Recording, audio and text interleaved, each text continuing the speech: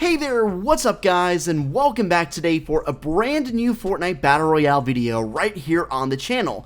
Now today what I thought I'd do is go over the brand new client update that just went live last night. That is version 5.41, including what came with it, what's new, and everything like that. So definitely stay tuned if you want to be in the now for everything that just went live in Fortnite. If you could do me a favor and drop a like as well as subscribe to the channel, that would be much appreciated. It only takes a few seconds of your time, and it really helps me out more than you'll ever know. So definitely go ahead and subscribe if you're new, and I promise I'll keep you up to date with all the latest and greatest Fortnite news in a timely fashion. So this was announced a couple days ago, but it is official. Inside the game now, we have this new item called the Port-a-Fortress. It is basically everything you thought of with the Port-a-Fort times 100. If you thought the Port-a-Fort was big, just look at this comparison Fortnite put out on their Twitter.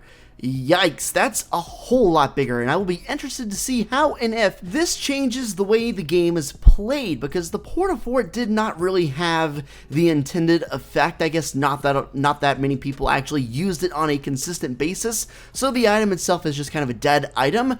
But this is a game changer. This is literally an entire building almost being put right on you, so I imagine this will be used quite a lot, at least in the early going. The main complaint many are going to have about this item is, while it is cool looking and definitely is a good concept, it does definitely take away from people who are genuinely skilled at building. If you're good at building, you're obviously just gonna probably mop the floor with most people you see, but at the same time, this is basically making it so you do not have to build. If you have this item, all you gotta do is throw it down, go to the top, and you'll have the instant high ground. And even if you're just decent at building, just okay at building, once you have the high ground there, getting on top of them and staying on the high ground is going to remain fairly easy. So that's the only real complaint I have about the Port-a-Fortress, but overall a very good item. I'm curious to see how it plays out. Check out this tweet from Fortnite. It says, "The stadium is ready, the bounce pads and spike traps are set, jump into Playground now and see who is best at Spiky Stadium." Now, Spiky Stadium is actually a very unique item because it's only found in Playground. It's only there. And what it is an item very similar to the Port-a-Fort and similar to the Port-a-Fortress, but instead it's called the Spiky Stadium, and when you throw it on the ground, it creates an entire arena with all sorts of traps and bounce pads all over it, and of course impulse and shockwave grenades inside, so it's kind of just a fun little gimmick thing you can do in the game. Of course, if you get some friends, you go into Playground, you can just throw those impulses and shockwaves at the ground, bounce yourselves around, and just have a good old time. Especially, I would bet this will be fun with golf carts. It's a limited time item, so definitely make sure to go and gather your squad and go hop on Fortnite Playgrounds and get a load of this before it goes away. I'm definitely going to be experiencing this. This looks like too fun to pass up. That whole spiky arena area reminds me very much of a specific Halo 3 custom game mode I used to play all the time. If you know about Halo 3, you know. If you know, you know. Custom games in that game was just about the most fun thing I've ever experienced in a video game. And there was this one game mode where you would take a warthog or just some vehicle and fly around in a stadium and bounce off of things. Let me know if you guys have an idea of what that name might be for that game mode, but otherwise, let's keep going. The cube has finished Rune 7. Rune 7 is on the ground and we are at the final countdown. The cube, as you can see pictured here, is just outside of Tilted and it's going to Loot Lake. My guess is it's going to go through Tilted or around it either way and end up at Loot Lake either late today or tomorrow. More likely tomorrow. Kind of in the afternoon Eastern time is when I would expect to reasonably see the cube at Loot Lake. So I'm going to be excited to see what's going on tomorrow. Tomorrow could be a very important day, a very big day for Fortnite Battle Royale. The game could be changed very significantly, and anything that does happen, you can be sure to find it all right here on my channel in a timely manner. The cube has been moving around for almost a solid month, so yeah, I think it's safe to say whatever's going to go on here tomorrow or in the coming days, it's going to be fairly big. Also, when you consider Season 6 is right around the corner, it's probably safe to assume that this event is going to be a transition time between Season 5 and Season 6, in which we will see the main plot for Season 5, a lot of questions answered for it, as well as the introduction of the new plot for Season 6. I'm very excited about it. It's a great time to be a fan of Fortnite. One of the recent loading screens for Fortnite Battle Royale actually shows the Bright Bomber touching the cube, aka Kevin. We love you, Kevin.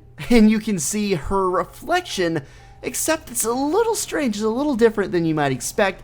It is basically the evil Brite Bomber, aka the Dark Bomber. You can see there is like a dragon on her shirt there. You can see she has some weird face painting, very similar to the Tomato Temple Man. So there's a ton of stuff going on here, and it definitely looks like whatever she's looking into is the evil version of herself. We've had this loading screen for a couple of weeks now, and we haven't really known all that much about it, and you gotta figure whatever happens at Loot Lake here in the next day or two is probably gonna have a lot of answers in terms of what she was actually looking at, and who exactly the person in the reflection is. The reason I bring that up and talk about that specific loading screen again is because recently, courtesy of @FortniteLeaks on Twitter, we have uncovered the textures for an upcoming skin. If you look at the game's coding at the top, you can clearly see it is referring to a Dark Bomber.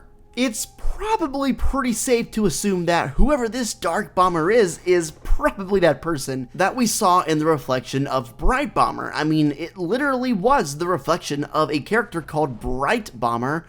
It was the evil, the dark version of her, and now in the game's coding we see a file for a skin called the Dark Bomber. It kind of makes a whole lot of sense.